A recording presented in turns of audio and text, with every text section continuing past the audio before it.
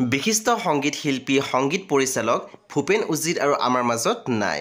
গুৱাহাটী মহানগৰীৰ name care হস্পিটেলৰ শেষ নিশ্বাস ত্যাগ কৰিছে জনপ্ৰিয় শিল্পীগৰাকী। নিজৰ প্ৰতিভা আৰু দক্ষতাৰ বলত বিগত কেইবাটাও দশক ধৰি অসমৰ সংগীত জগতক উজ্জীৱিত কৰি ৰখা ভূপেন উজিৰে অৱশেষত শেষ নিশ্বাস ত্যাগ কৰিলে আৰু অসমৰ বাবে বহুতো গীত আগবঢ়াই থৈ গ'ল শিল্পীগৰাকীয়ে।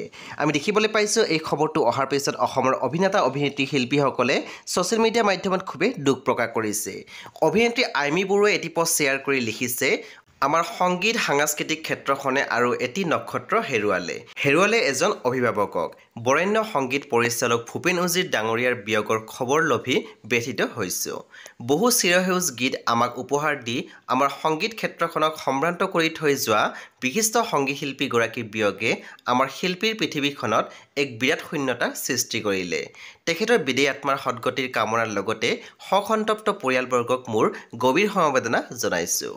আমাৰ চেনেলৰ ফালৰ পৰা শিল্পীগৰাকীৰ বিদেহী আত্মাৰ চিৰশান্তি কামনা কৰিছোঁ।